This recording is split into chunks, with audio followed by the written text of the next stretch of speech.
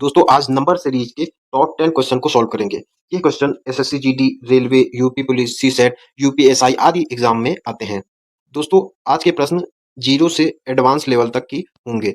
पहले के कुछ प्रश्न सरल होंगे और लास्ट के तक कठिन होते जाएंगे। चलिए देखते हैं। ये रहा पहला क्वेश्चन।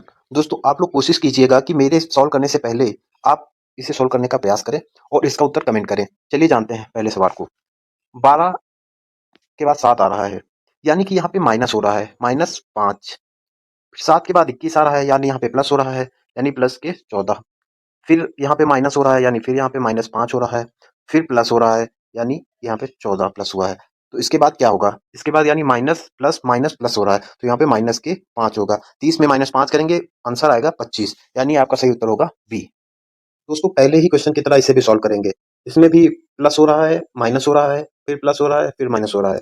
देखते हैं, 4 में 5 प्लस हो रहा है तो 9 हो गया, 9 में 3 माइनस हुआ तो 6 हो गया, 6 में 5 प्लस हुआ तो 11 हो गया, फिर -3 हुआ तो यहाँ पे 8 आया। तो 8 में फिर से 5 प्लस कर देंगे, 8 5 13, आंसर भी सही होगा। चलिए इस क्वेश्चन को सॉल्व करते हैं। 6 5 11 यानी प्लस के 5, 11 में 7 प्लस किया गया यानी 18, 18 में 9 प्लस किया गया यानी 27।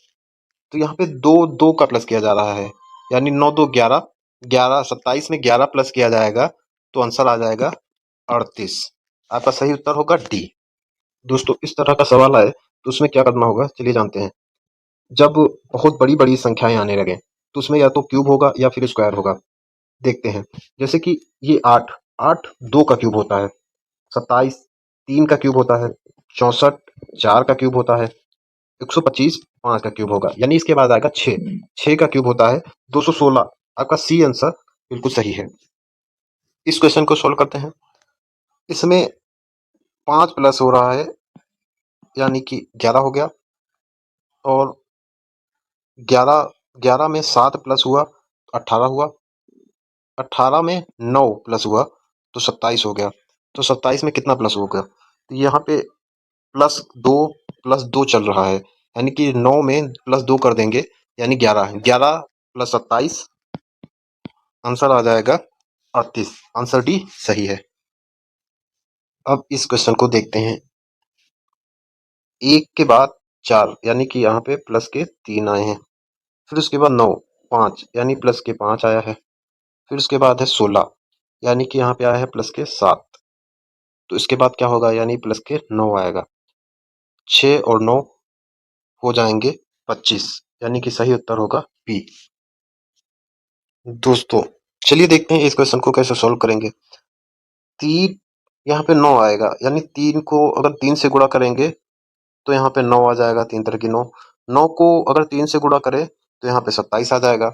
27 को अगर 3 से गुणा करेंगे तो 7 त्रिक 21, यानी 1 7 2 3 6 2 8, यानी 81 आ जाएगा। अब 81 को 3 से गुणा करेंगे, 3 एकम 3, 8 त्रिक 24, यानी कि आंसर सी सही होगा। दोस्तों चलिए इस क्वेश्चन को देखते हैं। इसमें घटते क्रम में संख्याएं हैं, ठीक है। तो 64 कितना माइनस करेंगे, माइनस के 6 तो 58 आ जाएगा। इसमें माइनस के 6 करेंगे तो 52 आ जाएगा। फिर इसमें 6 माइनस कर रहे हैं तो 46 आएगा, यानी कि 46 में -6 करेंगे तो आंसर आ जाएगा 40, यानी कि आंसर डी सही है। दोस्तों लास्ट क्वेश्चन को चलिए सॉल्व करते हैं। दोस्तों इसमें 1 माइनस होगा तो 79 आ जाएगा, यहाँ पे 4 माइनस होगा तो 75 आ जाएगा, 75 में 9 माइनस करेंगे तो 66 आ जाएगा। 66 में कितना माइनस करेंगे कि इस क्वेश्चन मार्क की जगह पे आंसर आएगा। चलिए देखते हैं कि इसमें कितना अंतर आ रहा है, यानी 3।